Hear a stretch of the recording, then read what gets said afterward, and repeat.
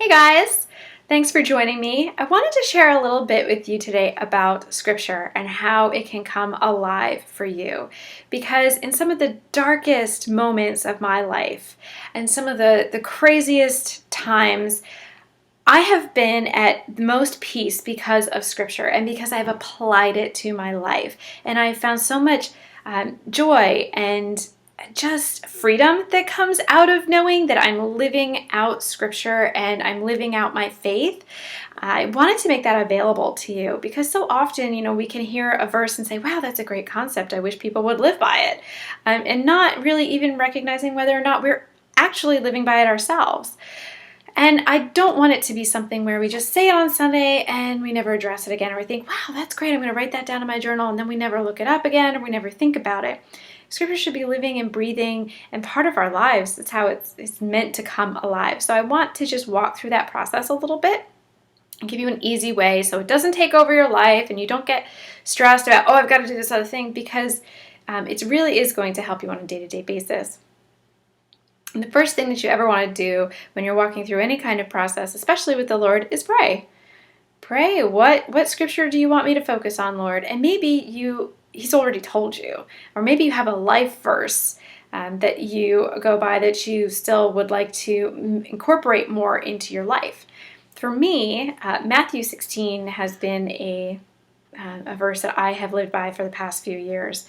And it's really changed a lot of things. Matthew 16 25 says this: if you try to hang on to your life, you will lose it. But if you give up your life for my sake, you will save it.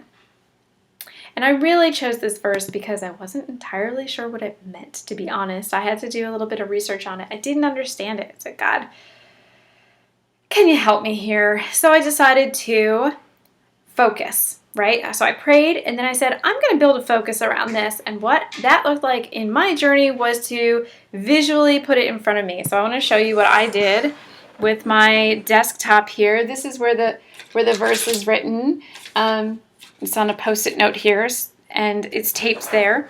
I can't even pull it off at this point. It's just congealed to the computer.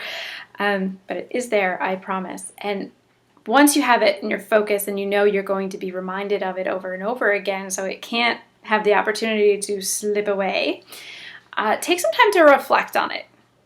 Read it a few times.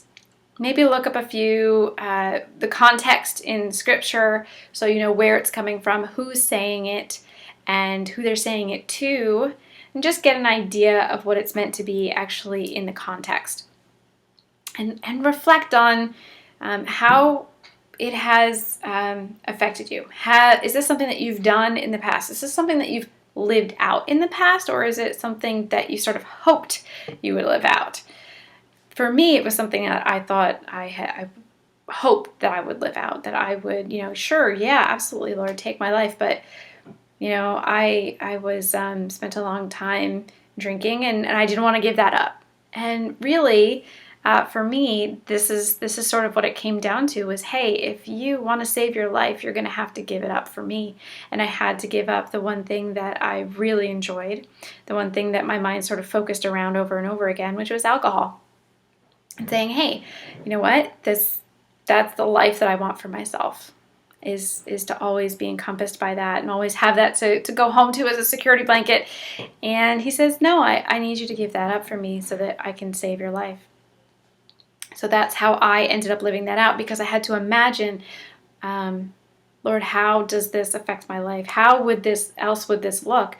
And now, eventually, it came to be, Lord, take everything. So take my career. And He's actually taken me from a career in human resources and marketing and put me into coaching and speaking. And it's been a complete change, because this is where He wants me. And this is where He said He needs me to be. And I followed Him in that. Just imagining the future and what that looks like. Is a gift. God gave us imaginations as a gift, and we can be creative. And in that, we can say, how am I applying this, and how am I not applying this? What would that actually look like? Even before we do anything, just imagining, what would that actually look like for me to be walking this out? And then act. decide, you know what, I'm going to actually put my faith in you, Lord, and I'm going to actually act this out, because faith without works is dead. You can have faith that this scripture will come alive, but if you don't move your feet moving to get going, it's not going to happen. That's totally up to you. And I guarantee you, if you're moving and you're stepping out in faith and you're trusting God, that there's going to be something on the other end of that action that's going to be a blessing for you. There's always a blessing in that. And you can say you've done exactly everything that you've needed to do. I hope that helps. I hope you take it and maybe take that life verse that you have sort of hoped about and actually bring that into reality. 2016 for me is the year of surrender. And again, I feel like I surrender every year, but this year I feel like He's got even more that He wants me to surrender. And I feel like, this could be one of those things for you that you say, hey, God, I'm ready. I'm ready to let your word come alive in my life and see what that actually means to you. So good luck. And tell me what your verse is. If you do decide to put this up and focus on it for a while, what is your life verse that you want to come alive in 2016?